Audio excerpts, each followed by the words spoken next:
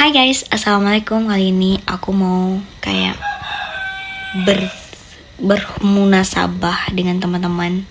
Kayak terlalu cepat waktu berlalu sampai akhirnya besok kita sudah mengalami satu masa di mana kita akan memasuki tahun baru, yaitu tahun Islam. Dan besok kita itu dikira sebagai satu Muharram. Ini baru aja selesai salat asar dan kalian tahu aku tadi baca-baca searching di TikTok yang katanya pada akhir tahun kita harus baca doa akhir tahun, dan ini kita baca setelah salat asar, dan nanti setelah maghrib kita akan baca doa awal tahun. Teman-teman kalau mau tahu cari aja di Google karena aku nggak hafal, aku baca di Google. Dan ayo kita sama-sama melakukan kebaikan. Serius, di akhir tahun ini hal yang perlu kita lakukan ialah introspeksi diri. Kita sadari kesalahan-kesalahan apa, kita sadari kekurangan-kekurangan apa selama ini kita lakukan. Kita bisa mengintrospeksi untuk meningkatkan amalan-amalan kita.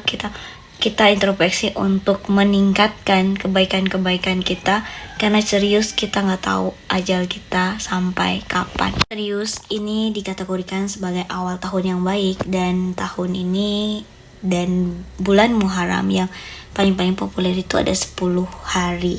Tapi semua bulan itu bulan baik. Dan amalan apa sih yang baik untuk kita lakukan untuk di bulan Muharram ini? Teman-teman pastinya penasaran banget. Aku penasaran banget. Ternyata amalan yang paling baik adalah berpuasa. Dan ini ada hadisnya yang kata Nabi SAW bahwa kalau kita misalnya kayak gini, puasa paling baik itu adalah puasa bulan Ramadan. Selain itu ada di puasa bulan Allah. Bulan Allah itu adalah bulan Muharram.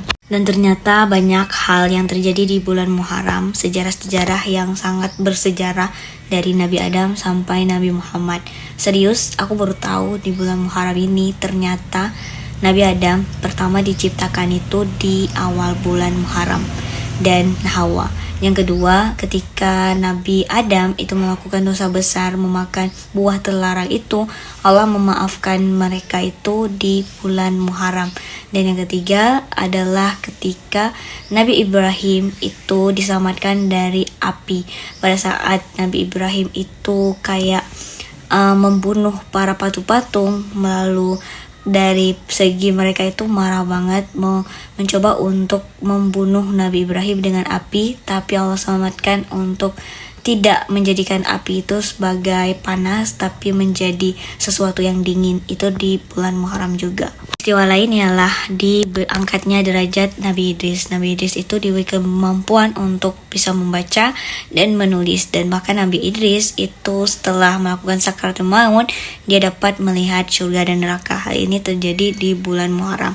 Dan juga diselamatkan Nabi Yunus daripada banjir. Pada saat itu Nabi Yunus kan banyak banget orang-orang yang gak mau mengikutinya, dan Allah memberikan bencana yang sangat besar kepada para yang tidak mau mengikuti Nabi Nuh. Tapi Nabi Nuh diselamatkan dari banjir dengan kapalnya itu di bulan Muharram. Dan ada satu lagi, yaitu diselamatkan atau dibebaskan Nabi Yusuf dari penjara. Hal ini karena Nabi Yusuf difitnah oleh kecantikannya Zulaikha, dan bahkan Nabi Yusuf itu dibebaskan di bulan Muharram karena beliau mampu menafsirkan mimpi.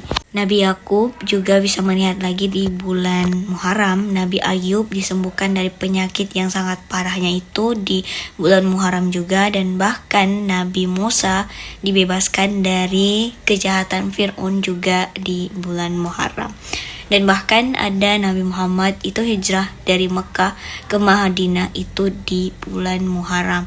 Ada satu perang, yaitu perang Khaybar, yang dimenangkan oleh umat Islam itu juga di bulan Muharram. Banyak banget peristiwa-peristiwa yang terjadi di bulan Muharram, dan kita bisa menjadikan momen ini untuk meningkatkan ibadah kita, amal kita, untuk meningkatkan doa-doa kita. Semoga mungkin siapa tahu nih Allah mengabulkan doa kita yang dulunya kita berpikir itu gak mungkin atau mustahil, Allah kabulkan di bulan ini.